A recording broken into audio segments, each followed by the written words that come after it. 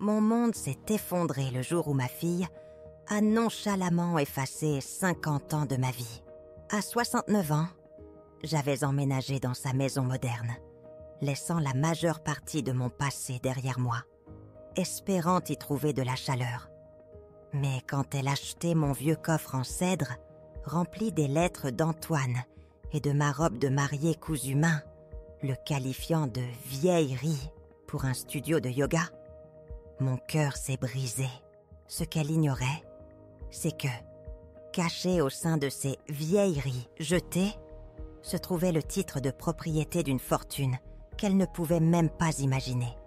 Avant de nous replonger dans l'histoire, n'oubliez pas de vous abonner pendant que vous écoutez. Et dites-nous en commentaire d'où vous nous écoutez.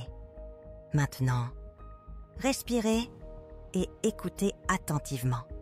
Voici mon histoire. Mon monde s'est effondré le jour où Chloé a nonchalamment effacé 50 ans de ma vie. À 69 ans, couturière à la retraite, mes mains aspiraient toujours à la soie et au doux vrombissement de ma vieille machine. Mais à présent, elles accomplissaient surtout des tâches discrètes et ignorées dans la maison moderne et minimaliste de Chloé.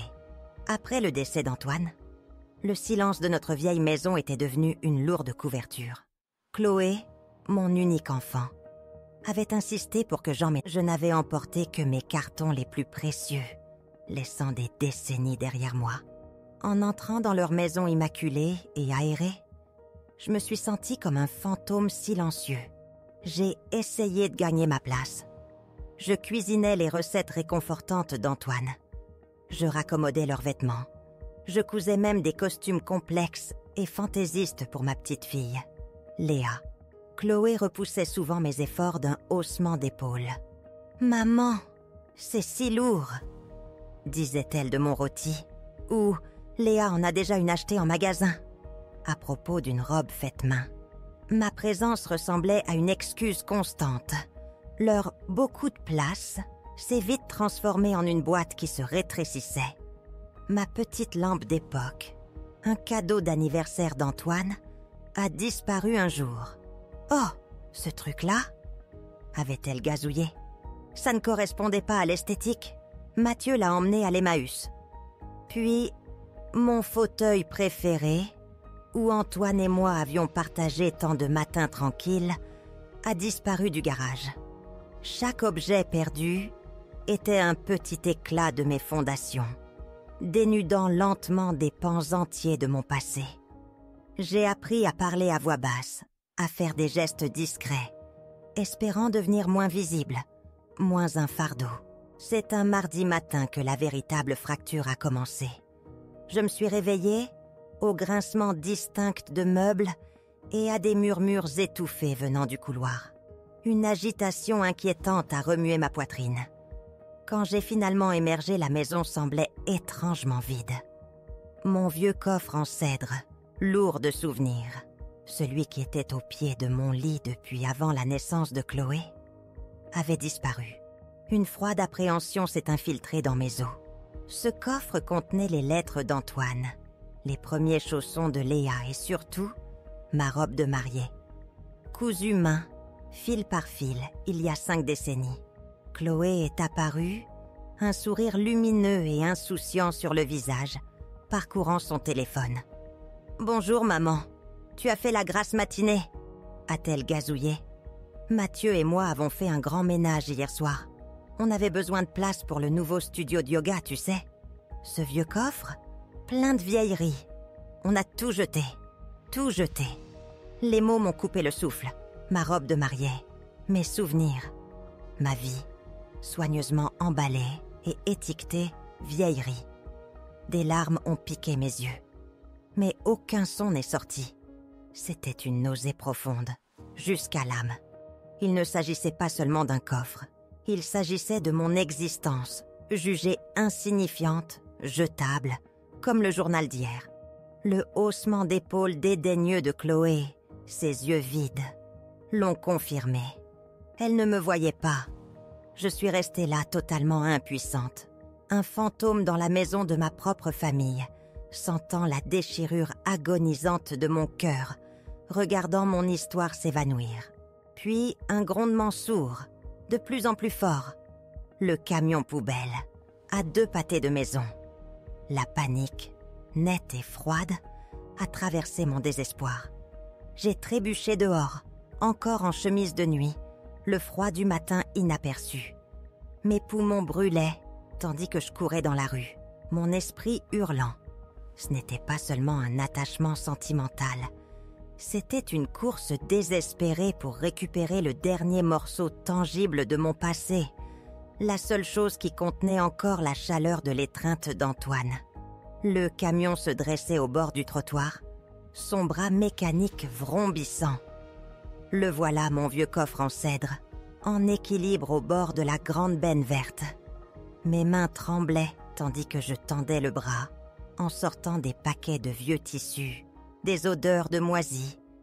Et finalement, froissée mais reconnaissable, la dentelle blanche et le satin de ma robe de mariée. Alors que je serrais la robe, un petit coin rigide a accroché mes doigts. Une poche cachée. Ma mère m'avait appris cette astuce pour garder les choses précieuses, en lieu sûr. Avec des doigts tremblants, j'ai déchiré la couture minuscule, presque invisible. Et là, niché au plus profond, intouché par le temps ou le rejet imprudent de Chloé, se trouvaient les titres de propriété originaux. Pas n'importe quel papier. C'étaient les seuls titres de propriété existants pour la parcelle de terre familiale intacte qui avait appartenu à mon arrière-grand-mère. Un terrain oublié, sauvage et intouché depuis des décennies, jamais enregistré numériquement. Ce que Chloé appelait « vieillerie » était en fait une mine d'or juridique. Un choc saisissant m'a dit que tout allait changer. Il ne s'agissait pas seulement de récupérer une robe. Il s'agissait de récupérer un avenir, un héritage oublié.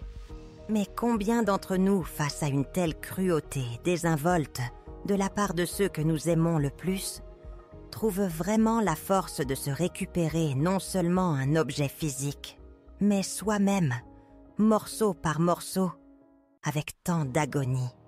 Les papiers déchirés, sentant légèrement le cèdre et le temps oublié, pesaient soudain plus que de l'or. Je me tenais sur le trottoir, la robe de mariée froissée toujours serrée dans une main, les titres pliés pressés fermement dans l'autre. Le rugissement du camion poubelle s'est estompé, remplacé par les battements de mon propre cœur. Ce que Chloé avait jeté comme vieillerie n'était pas seulement mon passé, c'était un secret dormant, puissant.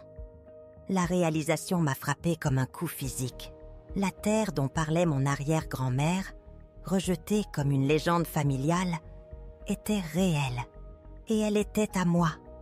Je suis rentrée dans la maison de Chloé, un fantôme réintégrant un espace familier, mais désormais étranger. L'air à l'intérieur était étouffant, lourd de la vérité inexprimée de ce qui venait de se passer. Chloé était toujours au comptoir de la cuisine, défilant son téléphone, totalement inconsciente. « Maman, tu es allée te promener ?» a-t-elle demandé, sans lever les yeux. « Tu as trouvé la paix ?» Ces mots étaient comme une blague cruelle, tournant le couteau dans la plaie. J'ai simplement hoché la tête. Ma voix n'étant qu'un murmure rauque. Je ne pouvais pas lui dire. Pas encore. La connaissance de ces titres, de cette poche de pouvoir cachée, était trop fragile, trop puissante pour être partagée. C'était à moi, et à moi seule. Le reste de la journée, j'ai erré dans la maison comme dans un brouillard, les titres cachés sous le matelas de ma chambre d'amis. Chaque grincement des planchers, chaque mot désinvolte de Chloé ou Mathieu me semblait une menace. Mes tâches habituelles, préparer le dîner, lire une histoire à Léa, étaient effectuées avec un étrange détachement, mon esprit bourdonnant de possibilités. J'ai regardé Chloé, puis Mathieu, riant bruyamment devant la télévision, et une froide clarté s'est installée en moi. Il ne me voyait que comme un accessoire commode et silencieux, une ombre à balayer quand elle dérangeait. Cette terre, Cette terre oubliée était ma chance d'être vue à nouveau, d'être plus qu'un souvenir jeté. Cette nuit-là, le sommeil fut une bataille. Mon esprit rejouait la scène du trottoir, puis passait aux souvenirs estompés de mon arrière-grand-mère. Ses doigts, noueux traçant des cartes dans l'air, parlant de la parcelle intacte. Antoine avait toujours rigolé, appelant cela sa terre de contes de fées. Maintenant, ce n'était pas un conte de fées, c'était un levier. Cette pensée était un mélange étrange et troublant de chagrin pour ce qui avait été perdu et d'un feu naissant de détermination pour ce qui pouvait être récupéré. Je savais, avec une certitude absolue, que je devais vérifier cela, et je devais le faire sans que Chloé ou Mathieu ne le sachent jamais. Le lendemain matin, j'ai simulé un mal de tête soudain. « Oh, maman, encore ?» Chloé a soupiré, levant à peine les yeux de son café. « Prends juste du Doliprane. Mathieu et moi sortons de toute façon. On rentrera tard. » Une fenêtre parfaite. Dès que leur voiture a quitté l'allée, j'ai récupéré les titres, les ai enveloppés soigneusement dans un foulard en soie et me suis glissée dehors. La ville voisine, avec un cabinet notarial réputé, était à 1 heure de bus. Le voyage a semblé monumental. Chaque kilomètre un pas de plus loin des confins étouffants de la maison de Chloé. Le cabinet du notaire était démodé, réconfortant dans sa formalité tranquille. Maître Dubois, un homme au visage bienveillant avec des lunettes posées sur son nez, a écouté patiemment tandis que j'expliquais, ma voix tremblant légèrement, l'histoire du coffre, de la robe, des titres cachés. Il a déplié les papiers, son front se plissant tandis qu'il examinait le parchemin vieilli et la calligraphie élaborée. Le silence s'est étiré, lourd d'anticipation. Mes mains étaient moites. C'était ça, le moment où tout allait soit confirmer mon espoir, soit le briser complètement. Il a levé les yeux, un sourire lent se répandant sur son visage. « Madame Leclerc », a-t-il commencé, sa voix douce. Ce sont absolument des documents authentiques, impeccables, et ils sont antérieurs à la plupart des registres numériques. Cette parcelle, elle est assez grande et non développée. Il a marqué une pause, ajustant ses lunettes. Basée sur les valeurs marchandes actuelles des terres de cette région, en particulier les parcelles non développées, ce n'est pas seulement un bien immobilier, Madame Leclerc. C'est une fortune considérable, qui change une vie en fait. Pourquoi n'a-t-elle jamais été enregistrée numériquement? Je n'ai pu que secouer la tête, la gorge serrée. Secret de famille, ai-je murmuré, les mots ayant le goût de la victoire. Une profonde réalisation m'a envahi. Toutes ces années, tous ces sacrifices, à me sentir négligée, sous-estimée. La souffrance silencieuse. Ce n'était pas pour rien. Je détenais une vérité, un pouvoir, que ma fille et mon gendre, dans leur désinvolture, avaient littéralement jeté. L'ironie avait un goût amer et satisfaisant sur ma langue. « Que dois-je faire maintenant ?» ai-je demanda, ma voix prenant une nouvelle, ferme qualité. Maître Dubois s'est penché en avant, ses yeux sérieux. « Ça, Madame Leclerc, cela dépend entièrement de vous. Mais vous n'êtes plus seulement Élise, la couturière à la retraite. Vous êtes la propriétaire d'une pièce d'histoire très précieuse. Et d'une propriété. Le trajet en bus du retour fut différent. Le paysage défilant, autrefois un flou de champs monotone, semblait maintenant vibrant, plein de possibilités. Les titres, rangés en toute sécurité dans mon sac, ressemblaient à un cœur battant, pulsant d'une nouvelle vie. Je n'étais plus seulement la vieille femme qui vivait dans la chambre d'amis. J'étais Élise, une femme avec un secret, une mine d'or et un plan en gestation. Chloé et Mathieu me considéraient toujours comme le même fardeau silencieux. Mais ils étaient sur le point d'apprendre que certaines choses une fois jetés, détiennent un pouvoir bien plus grand qu'ils ne pouvaient te l'imaginer. Mais quand le pouvoir se déplace de manière si dramatique, comment décider du véritable coût de la justice, surtout lorsque la famille est impliquée? Le poids des titres de propriété dans mes mains n'était plus un fardeau, mais le plan d'un avenir qu'ils ne pourraient jamais soupçonner. De retour dans la maison impeccable et silencieuse de Chloé, l'air vibrait encore de la vibration fantôme du camion poubelle. Ma robe de mariée, sauvée et soigneusement pliée, gisait cachée, non plus seulement une relique mais un symbole d'un passé presque perdu et d'un secret renaissant. La connaissance de cette terre intacte, confirmée par Maître Dubois, pulsait d'un pouvoir silencieux sous ma peau. Ils pensaient avoir jeté mon histoire. Au lieu de cela, ils avaient déterré mon destin. J'ai commencé à me mouvoir avec une nouvelle, subtile intention. Mes yeux, autrefois baissés, observèrent maintenant Chloé et Mathieu, avec une précision aiguisée, presque chirurgicale. Je voyais leur monde soigneusement construit, basé sur les apparences et la commodité. Chloé passait des heures sur sa tablette, parcourant des vacances de luxe, dont elle se plaignait qu'il ne pouvait pas se les offrir. Tandis que Mathieu s'inquiétait des fluctuations des cours de la bourse. Leur conversation tournait autour de l'acquisition, la nouvelle voiture, la cuisine améliorée, le sac de créateur indispensable. Ils parlaient de liberté financière, mais leur vie semblait liée par une chaîne invisible de consumérisme. Ma propre liberté, réalisais-je, s'épanouissait maintenant tranquillement dans les acres sauvages et non développés qu'ils avaient, sans le savoir, jetés. La terre elle-même est devenue un exercice de construction de monde dans mon esprit.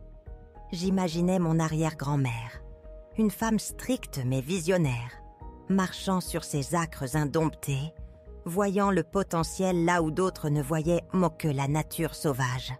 C'était isolé, intouché par le développement moderne, une vaste étendue d'arbres oubliés et de terres silencieuses. Son anonymat même était sa plus grande force, un atout parfaitement caché. L'idée de cette étendue, s'étirant sous un ciel ouvert, contrastait fortement avec la chambre d'amis qui se rétrécissait que j'habitais, ces murs se rapprochant à mesure que mes affaires étaient écartées.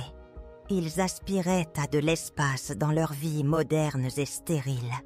Pourtant, ils avaient à jeter une vaste étendue, sans fardeau. L'ironie était profonde. Mes rendez-vous avec Maître Dubois sont devenus mes aventures clandestines. J'inventais des courses, des rendez-vous médicaux, que Chloé enregistrait à peine, trop absorbée par son propre emploi du temps. Maître Dubois, avec ses yeux bienveillants et son esprit juridique précis, est devenu mon confident, la seule personne qui comprenait le bouleversement profond qui se produisait sous la surface placide de ma vie. « Nous devons gérer cela avec discrétion, Madame Leclerc », m'avait-il conseillé la voix feutrée. « Compte tenu de la dynamique familiale que vous décrivez, une révélation soudaine pourrait entraîner des complications importantes. » J'ai acquiescé. L'élément de surprise, ai-je décidé, serait ma plus grande arme. Nous avons discuté des options pour le terrain. Le vendre, bien sûr, était le chemin le plus direct vers la liquidité. Mais qu'en serait-il ensuite? L'idée d'avoir simplement de l'argent, une fortune, ne suffisait plus. Il s'agissait de bien plus que de la vengeance. Il s'agissait de réappropriation. Il s'agissait de définir ma propre valeur, selon mes propres termes. Nous avons parlé d'investissement, de fondation et de fiducie. Il a présenté des schémas juridiques complexes, mais mon esprit était plus clair qu'il ne l'avait été depuis des années. Je comprenais chaque mot, chaque implication. Je n'étais plus une femme tranquille et déférente. J'étais une stratège. Un après-midi, Chloé a fait irruption dans ma chambre, téléphone à la main. « Maman, Tu ne penses jamais à ce que tu vas faire de ton testament ?» a-t-elle demandé, une désinvolture forcée dans le ton. Je veux dire, c'est bien d'être préparé, n'est-ce pas? Juste pour que tout soit organisé. Elle a gloussé nerveusement. Ses yeux ont parcouru le vieil album photo abîmé sur ma table de chevet. Le seul objet sentimental qu'elle n'avait pas réussi à désencombrer. Un nœud froid et dur s'est formé dans mon estomac. Il ne faisait pas que jeter mon présent. Il planifiait déjà mon avenir, mon héritage. « Oh, je suis sûre que je m'en occuperai, ma chère. » ai-je répondu, ma voix calme, presque douce. Il y a encore beaucoup de temps. Le mensonge était à la fois libérateur et glaçant. Les discussions avec Maître Dubois se sont approfondies. Nous avons rédigé un nouveau testament, méticuleusement, clause par clause. La satisfaction tranquille de prendre ses décisions, indépendamment, pour moi-même, était enivrante. L'essentiel de ma richesse nouvellement acquise n'irait pas à Chloé ou à Mathieu. Au lieu de cela, une partie importante établirait une fondation, le projet Élise, dédié au soutien des femmes âgées qui avaient perdu leur voix, leur dignité, leur foyer. Cela me semblait être une véritable justice, transformant ma douleur en un but. Un acte de défi silencieux qui résonnerait bien au-delà de leur monde étroit et matérialiste. La décision de vendre le terrain a été prise. Maître Dubois a entamé le processus discrètement, naviguant dans le monde complexe des ventes de propriétés non aménagées. Chaque appel téléphonique, chaque courriel, était un fil dans la toile complexe que je tissais. Je n'observais plus simplement, j'orchestrais. Chloé et Mathieu restaient béatement ignorants, enveloppés dans leur bulle égoïste, se plaignant de la sauce des coûts et du besoin de plus d'espace. Ils ne se sont jamais doutés que les vieilleries qu'ils avaient jetées allaient me fournir assez d'espace pour construire une vie entièrement nouvelle, bien au-delà de leur portée. La transformation s'opérait non pas par de grandes déclarations, mais par le battement silencieux et résolu de mon propre cœur. Mais combien d'entre nous, face à une telle occasion de renverser la situation, choisiraient de construire quelque chose de beau à partir des cendres, plutôt que de simplement chercher à brûler ce qui reste? Le doux murmure de la maison, autrefois source d'un silence étouffant, ressemblait désormais au ronronnement discret d'une machine finement réglée, fonctionnant précisément selon mes ordres cachés. Les jours se sont fondus en semaines, chacun mettant un fil tissé plus serré dans la tapisserie de mon plan secret. Ma routine matinale était restée inchangée. Un hochement de tête poli à Chloé et Mathieu. Un petit déjeuner partagé où leur bavardage sur les factures et les meubles de designer m'ont traversé, inaudible. Mais à l'intérieur, je n'étais plus Élise, la couturière discrète. J'étais l'architecte, posant méticuleusement brique après brique invisible de mon avenir. Mon téléphone, un simple téléphone à clapet que j'avais depuis des années, est devenu ma bouée de sauvetage. Maître Dubois m'appelait, toujours à des heures précises, où je savais que Chloé et Mathieu seraient sortis ou absorbés par leur vie numérique interminable. Sa voix, calme et professionnelle, me donnait des nouvelles de la vente du terrain. « Nous avons une partie intéressée, Madame Leclerc », disait-il, les mots comme un doux tintement. Ils avancent vite. Chaque nouvelle était une petite décharge d'adrénaline interne, une impulsion de puissance parcourant mes veines. Je passais des heures dans ma chambre, non pas à coudre ou à lire, mais à naviguer sur mon vieil ordinateur portable lent. Des villes côtières, des communautés tranquilles, avec vue sur l'océan.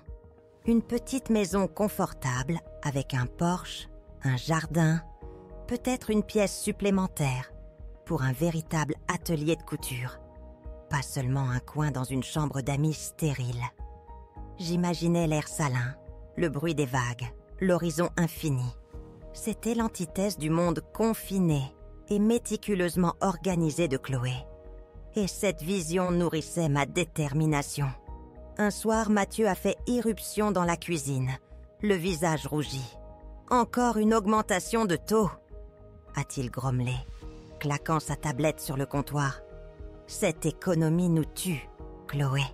Nous avons besoin de plus d'espace, mais comment sommes-nous censés nous permettre quoi que ce soit quand les taux d'intérêt crèvent le plafond ?» Chloé, déjà exaspérée, a levé les mains. « Je sais, Mathieu, et maman est toujours là. C'est juste. » Ses yeux ont furtivement cherché les miens. Un éclair momentané de quelque chose qui ressemblait au ressentiment. J'ai continué à remuer mon thé, mon expression neutre.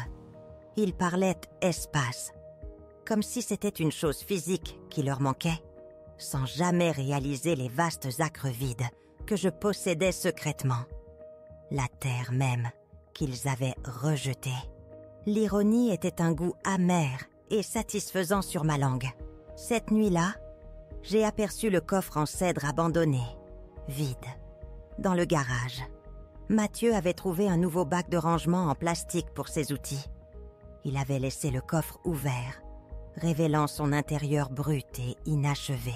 J'ai passé ma main sur le bois vieilli. Il avait traversé tant de choses avec moi. Et maintenant, il était vide, une coquille.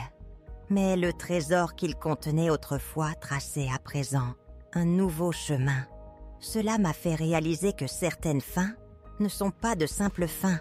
Ce sont des débuts profonds et nécessaires. La douleur de son rejet était toujours là, une douleur sourde. Mais elle était désormais teintée d'un sentiment revigorant de détermination. Les semaines se sont étirées, emplies d'une attente nerveuse.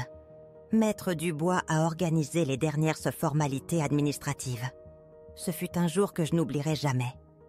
Je me suis habillée avec soin, non pas dans mes habituels gris discrets, mais dans une élégante robe bleu marine que je n'avais pas portée depuis des années. Chloé et Mathieu étaient insouciants, absorbés par leur café du matin. « Maman, tu vas quelque part de spécial ?» a demandé Chloé, une vague curiosité dans la voix. « Juste des courses, ma chère », ai-je répondu, un petit sourire sincère effleurant mes lèvres. La vérité était que j'allais signer ma nouvelle destinée. Le cabinet du notaire était un sanctuaire.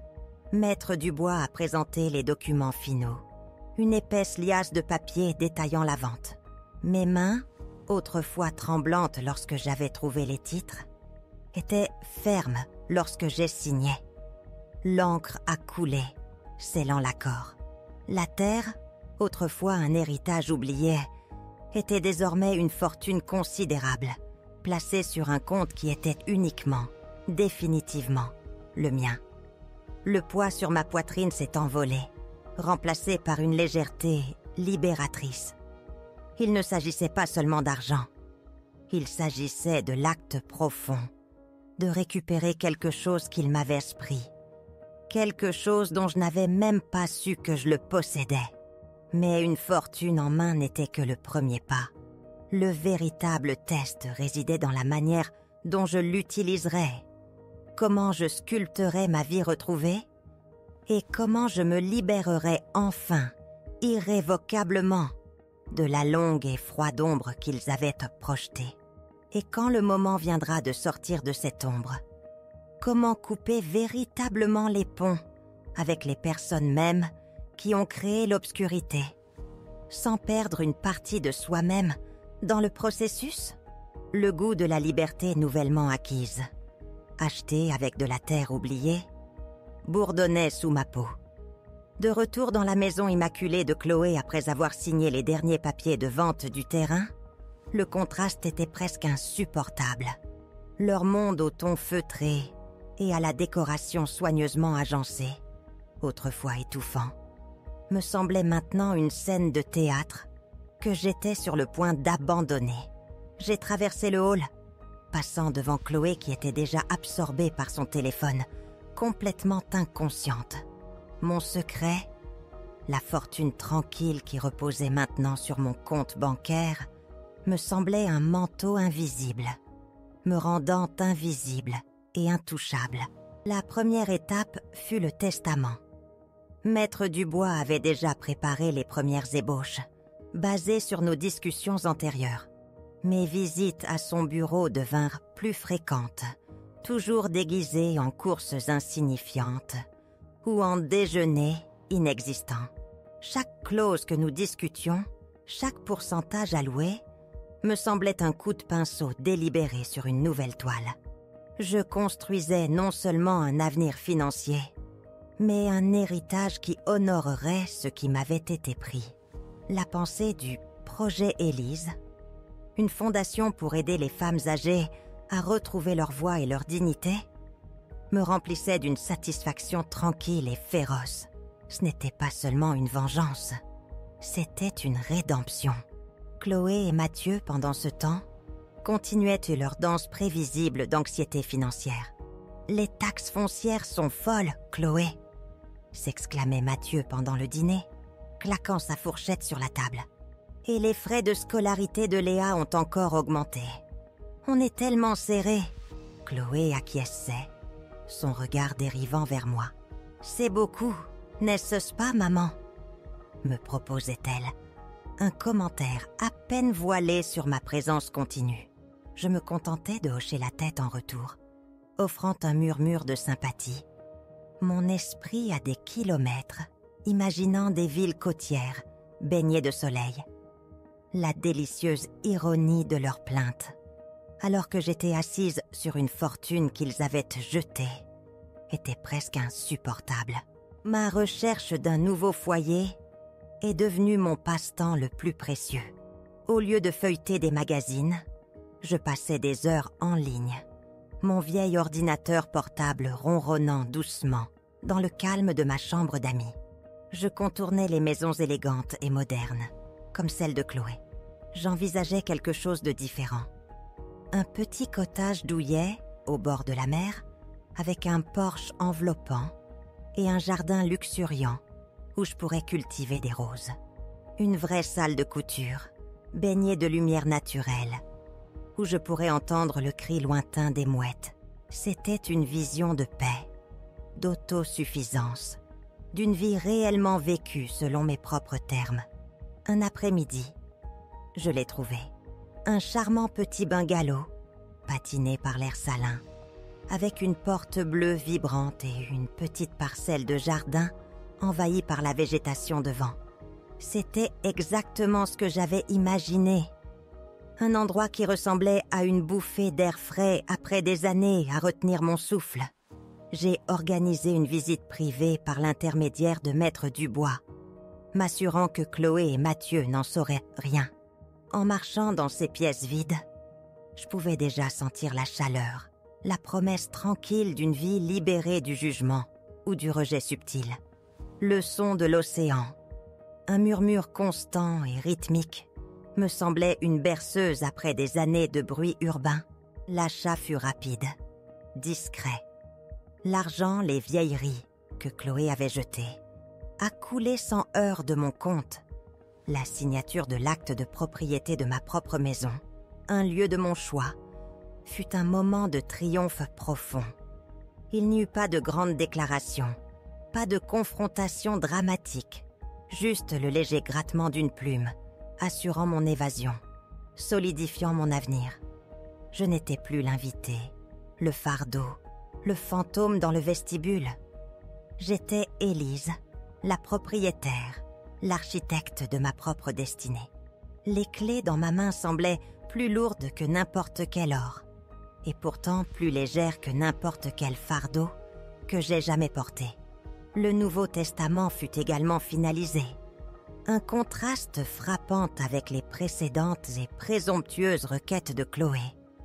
Le projet Élise prenait officiellement forme, prêt à offrir réconfort et soutien à des femmes comme l'ancienne moi.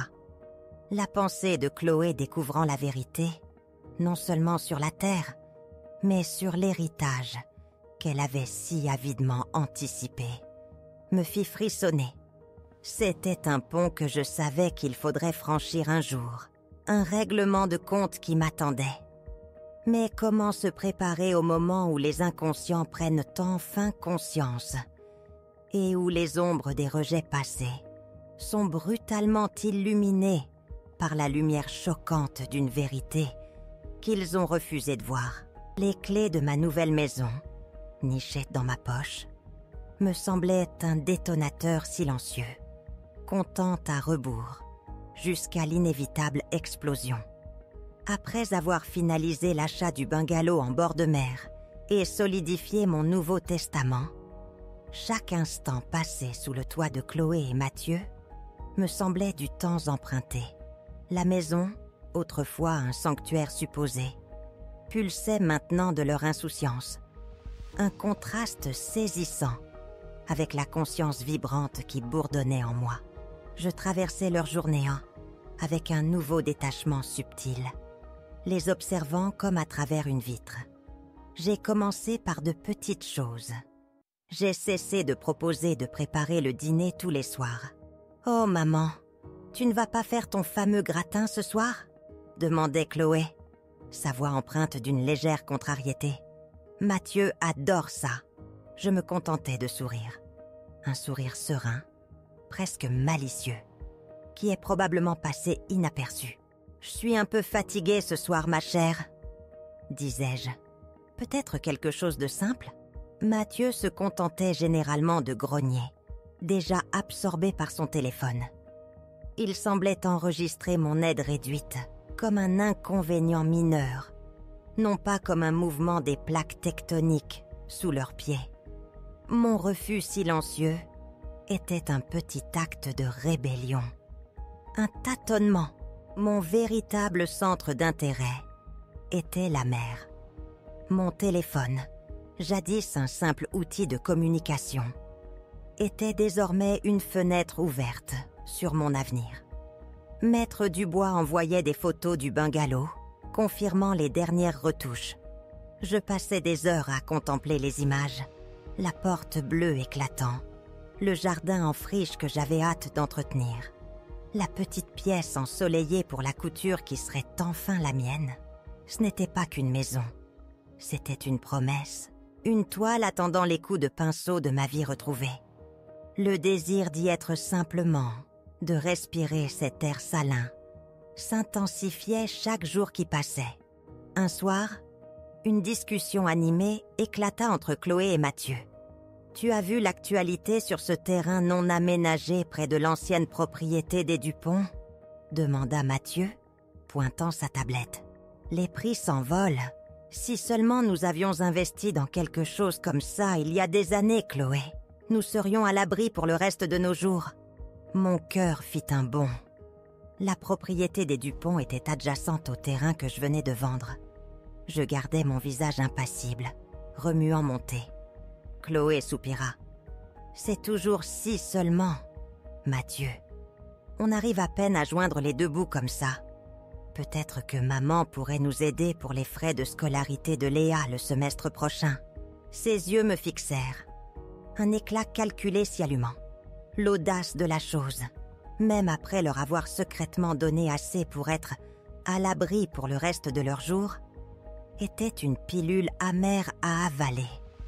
Mais le jeu, réalisai-je, était déjà bien engagé. Le jour arriva. Je l'avais planifié méticuleusement. Chloé et Mathieu partaient tôt pour un week-end d'évasion. Une retraite bien-être que Chloé avait réservée des mois auparavant. Léa restait chez une amie. C'était la fenêtre de tir parfaite. Mais quelques cartons restants, ne contenant que les objets les plus irremplaçables, les vieux albums photos d'Antoine, la robe de mariée sauvée et un petit oiseau en porcelaine chérie, étaient déjà prêts. J'avais arrangé qu'un petit fourgon de déménagement vienne me retrouver discrètement, juste après leur départ, tandis que Mathieu chargeait leurs valises dans leur SUV élégant et coûteux. Chloé m'a serré dans ses bras, une étreinte rapide, presque désinvolte. « Bon, maman, ne t'inquiète de rien, » dit-elle, son sourire étiré. « Le frigo est plein. Détends-toi. On sera de retour dimanche soir. » Elle ne remarqua pas le petit sac de voyage solide que je tenais, contenant mon nouveau téléphone, mes nouvelles cartes de crédit et les titres de propriété de ma nouvelle maison. Elle ne remarqua pas l'éclat profond et résolu dans mes yeux. « Passez un merveilleux moment, mes chers, » répondis-je, ma voix calme, presque tendre. C'était un sentiment sincère. Leur départ, pour moi, était un début, pas une fin. Tandis que leur voiture s'éloignait de l'allée, je la regardais partir. Un étrange mélange de tristesse et d'exaltation tourbillonnant en moi. Tristesse pour la famille que j'avais espérée, celle qui ne s'était jamais concrétisée. Exaltation pour la liberté que j'étais sur le point d'embrasser. Au moment où leur voiture disparut au coin de la rue, un silence tomba, différent de celui qui m'étouffait. C'était un silence rempli de possibilités. Le fourgon de déménagement arriva 10 minutes plus tard. Les deux hommes travaillèrent vite, efficacement. Mais quelques cartons furent chargés. Je jetai un dernier, long regard sur la maison. Un lieu qui était devenu à la fois une cage et, ironiquement, le catalyseur de ma libération. Le vestibule, où j'avais été debout, un fantôme, regardant mon histoire jetée, ressemblait maintenant à un seuil. Je fermai la porte derrière moi, le claquement du verrou faisant écho au déclic définitif d'un nouveau chapitre. Tandis que le petit fourgon s'éloignait, je jetai un coup d'œil en arrière. La maison semblait impeccable, parfaite, intouchée. Il ne saurait pas encore. La vérité, comme une mèche à combustion lente, était encore à des kilomètres, attendant le moment parfait pour embraser leur monde, soigneusement construit. Je savais, avec une certitude absolue, que lorsque cette flamme les atteindrait enfin, elle consumerait tout ce qu'ils croyaient savoir de moi et de leur propre héritage. Mais quand on se libère enfin des ombres de la trahison, comment décider quand et comment dévoiler la vérité choquante, sachant qu'elle brisera les vies mêmes que l'on a autrefois inlassablement bâties? Au moment où la porte bleue du bungalow s'ouvrit, une vague d'air frais et salin m'envahit. Un baptême de liberté. Mais quelques cartons, soigneusement emballés, étaient déjà à l'intérieur. Les déménageurs partirent, et le silence qui s'installa autour de moi n'était pas le vide étouffant de la maison de Chloé, mais une paix profonde, ponctuée seulement par le murmure lointain de l'océan. Ma main, tenant toujours les nouvelles clés, trembla légèrement. C'était ça, mon propre espace, mon propre horizon. Je déambulais dans les petites pièces, chacune imprégnée du léger parfum de sel et de possibilités. Les planchers en bois usé semblaient réels sous mes pieds. La lumière du soleil, pure et non filtrée, inondait les fenêtres qui donnèrent sur la beauté sauvage de la côte. Je trouvais la petite parcelle de jardin que j'avais vue en photo, imaginant déjà des rosiers et des herbes aromatiques prendre racine. Ce n'était pas qu'une maison, c'était un sanctuaire. Un rugissement silencieux et défiant contre le mépris que j'avais enduré. Les premiers jours furent un tourbillon de déballage et de découvertes tranquilles. Je déballais soigneusement les albums photos d'Antoine, les arrangeant sur une petite table près de la fenêtre. La robe de mariée, sauvée de justesse, trouva sa place dans un coffre en cèdre, non pas jetée, mais vénérée. Ma machine à coudre, autrefois reléguée dans un coin poussiéreux de la chambre d'amis de Chloé, trônait maintenant fièrement dans une pièce baignée de soleil, surplombant l'océan, attendant que le tissu danse sous son aiguille. Chaque acte d'installation me semblait une recouture délibérée de mon âme. Pendant ce temps, de retour dans leur monde méticuleusement orchestré, Chloé et Mathieu profitaient probablement de leur retraite bien-être, béatement inconscients du changement sismique qui s'était produit. J'imaginais Chloé se plaignant du nombre de fils par pouce des draps du complexe, Mathieu décortiquant les nouvelles financières devant un repas parfaitement dressé, et compter en calories. La pensée fit naître un léger sourire involontaire sur mes lèvres. Leur petit monde égocentrique tournait toujours sur son axe, complètement inconscient qu'une étoile majeure venait de quitter leur orbite. Quelques jours plus tard, mon nouveau téléphone a vibré. C'était Chloé. Je l'ai laissé sonner un instant, savourant le choix. Puis j'ai répondu « Maman, où es-tu? On vient de rentrer. La maison est si... calme. Tu n'es pas là ?» Sa voix contenait un mélange de légère irritation et d'une faible lueur d'inquiétude. « Oh, Chloé !» répondis-je, ma voix calme, la brise marine chuchotant devant ma fenêtre. « J'avais juste besoin d'un peu de changement d'air. Je te recontacterai. » J'entendis une inspiration brusque de son côté, puis la voix étouffée de Mathieu en arrière-plan. « Qu'est-ce qui se passe? Est-ce qu'elle fait des siennes ?» Je raccrochai avant qu'elle ne puisse répondre. Un clic silencieux, presque imperceptible. La ligne se coupa. Ce fut la première ondulation. Puis vint la suivante. Une semaine passa. Pas d'appel de ma part. Chloé envoya un SMS. « Maman, ça va? Ce n'est pas ton genre. On s'inquiète. Tu es chez tante Caroline ?» Mathieu envoya même un email abrupt. « Élise, où es-tu? Nous avons besoin de savoir pour des raisons légales. » Raisons légales. Les mots planèrent dans l'air, froids et transactionnels. Ils ne s'inquiétaient pas pour moi. Ils s'inquiétaient de l'absence de leur femme de ménage silencieuse, de leur filet de sécurité pratique. Ils s'inquiétaient du déplacement de leur équilibre confortable. Je passais mes journées avec Maître Dubois, traçant la feuille de route du projet Élise. Nous nous rencontrions dans un petit bureau discret de la ville côtière normande voisine. La mission de la fondation se cristallisa. Fournir non seulement une aide financière, mais aussi des conseils juridiques et des refuges sûrs aux femmes âgées, confrontées à une négligence ou une exploitation similaire. Le nom, le projet Élise, me semblait puissant. Un hommage à la résilience silencieuse que tant de femmes, y compris moi-même, avaient dû trouver.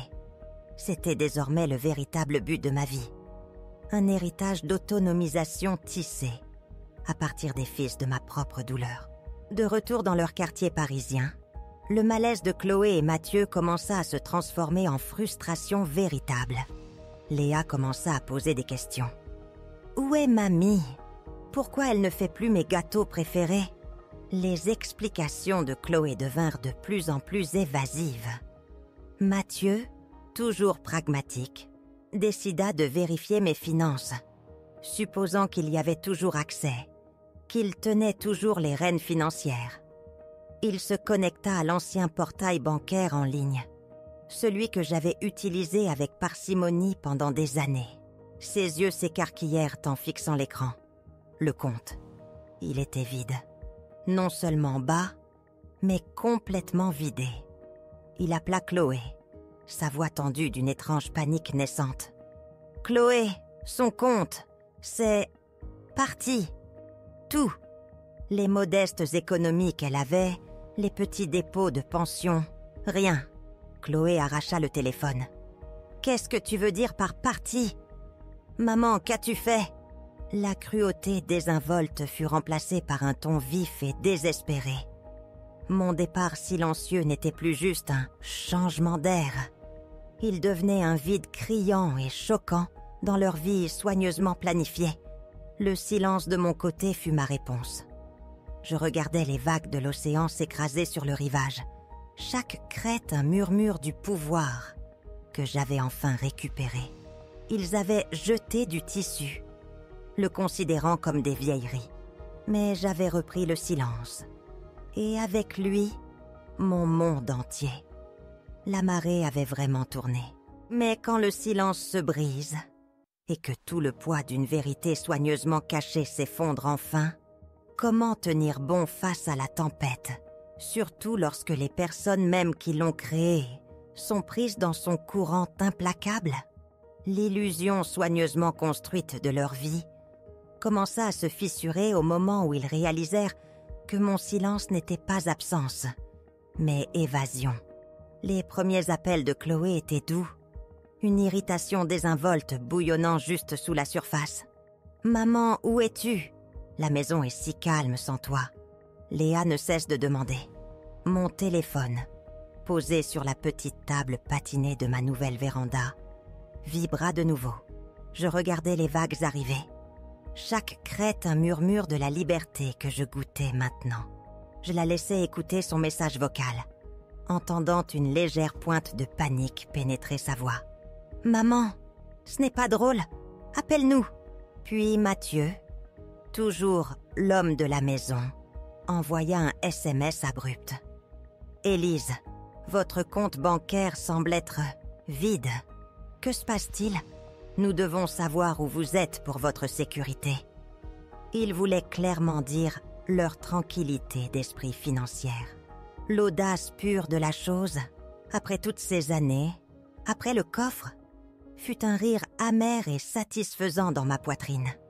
Mes modestes économies, les petits dépôts de pension qu'ils avaient toujours tenus pour acquis, étaient maintenant soigneusement rangés dans un nouveau compte, sous un nouveau nom, intouchable.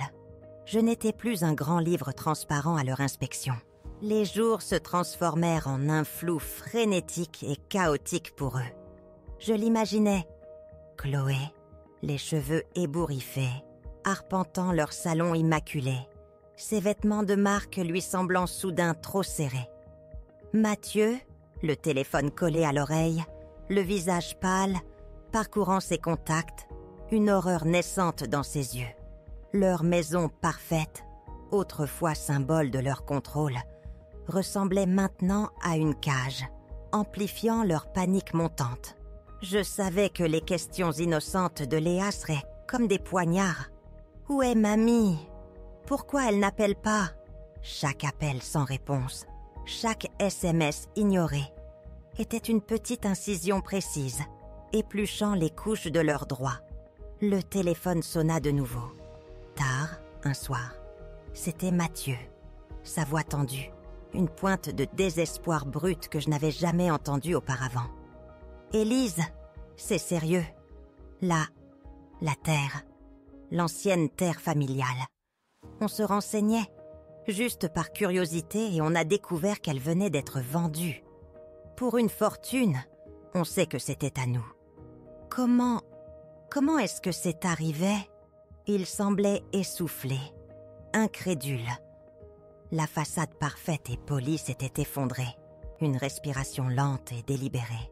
Je fermais les yeux, imaginant les hectares sauvages et intouchés, maintenant transformés en ma libération. C'était ça, le moment de vérité, le point culminant de ma rébellion silencieuse. Ma voix, quand elle vint, était ferme, calme, portant le poids de décennies de douleurs tues. « Comment est-ce arrivé, Mathieu ?» répétai-je d'un ton doux, presque plein de pitié dans ma voix. « C'est arrivé parce que vous avez jeté ma robe de mariée. Le coffre, vous vous souvenez ? » Un silence stupéfait à l'autre bout. Je pouvais presque entendre le sang se retirer de son visage. Puis la voix de Chloé, aiguë et stridente, s'empara du téléphone. « La robe ? Maman, de quoi parles-tu ? Cette vieille chose n'était que de la vieillerie. On faisait de la place. Tu nous gênais. » Ces mots étaient empreints d'une colère frénétique et désespérée, essayant de me repousser dans la petite boîte incommode qu'ils avaient créée pour moi. « Des vieilleries, » répondis-je, ma voix acquérant une puissance tranquille et redoutable. Ces vieilleries, Chloé, contenaient en les titres de propriété originaux de cette terre. La terre qui n'a jamais été enregistrée numériquement. La terre que votre arrière-grand-mère, mon arrière-grand-mère, a acquise avec tant de peine. La terre qui a toujours été à moi, attendant tranquillement, cachée dans la doublure de la robe que vous avez jetée comme une ordure. Le silence qui a suivi était assourdissant. J'imaginais leurs yeux écarquillés de stupeur, les pièces du puzzle s'assemblant enfin pour former une vérité monstrueuse, indéniable. Le bel et précieux héritage qu'ils avaient si négligemment jeté tendait désormais une fortune entre mes mains. Ils voyaient la valeur du terrain, l'opportunité perdue. Mais ils ne pouvaient toujours pas voir la vraie valeur de la femme qu'ils avaient méprisée. Mais tu n'as même pas de testament, maman !» balbutia Chloé, la voix brisée. Une tentative désespérée de reprendre le contrôle. Tout devait nous revenir. Nous sommes ta famille, ta seule famille. « Oh, j'ai un testament, ma chère, » dis-je, un sourire léger, presque imperceptible, effleurant mes lèvres. Un testament très minutieusement mis à jour, en fait. Maître Dubois m'y a aidé. L'essentiel de ma succession, la nouvelle fortune dont vous venez d'apprendre l'existence, ira à une fondation, le projet Élise. Elle soutiendra les femmes âgées qui, comme moi, se sont senties dévalorisées, mises de côté et qui ont besoin d'un nouveau départ. « Vous ne pouvez pas !» rugit Mathieu, sa voix épaissie par la rage et l'incrédulité. « C'est notre héritage, c'est l'avenir de Léa. Nous avons besoin de cet argent. » En avoir besoin ? Je pouffais doucement, le son à peine un murmure, pourtant puissant comme un coup de tonnerre. Vous aviez besoin d'espace, vous souvenez-vous ? Vous aviez besoin de désencombrer. Vous aviez besoin de faire de la place. Et moi, Chloé, j'avais besoin de ma dignité, de ma propre valeur, de ma voix. Tu as jeté du tissu, ma chère. Et moi, je marquais une pause, laissant les mots suspendus dans l'air, lourds de finalité. J'ai repris le silence, et avec lui, tout mon avenir. Je raccrochais. Le clic du téléphone résonna, définitif et absolu, marquant la fin d'un long et douloureux chapitre. Je me tenais sur ma véranda, l'air salin sur mon visage, regardant les vagues. La tempête en moi s'était apaisée. Tout ce qui restait était le vaste horizon ouvert et la paix tranquille et profonde de savoir que parfois, le plus grand acte d'amour est cet amour féroce et résolu que l'on finit par retrouver pour soi-même. C'était une justice froide et dure, peut-être. Mais combien d'entre nous, face à une trahison si profonde, trouvent la force non seulement de partir, mais de bâtir quelque chose de beau et de durable à partir des décombres, récupérant vraiment non seulement une vie, mais un héritage entier ? Partagez vos réflexions ci-dessous. Votre voix compte plus que vous ne le savez. Et si cette histoire a résonné en vous, n'oubliez pas de vous abonner à notre chaîne pour plus de récits, de résilience et de triomphes inattendus.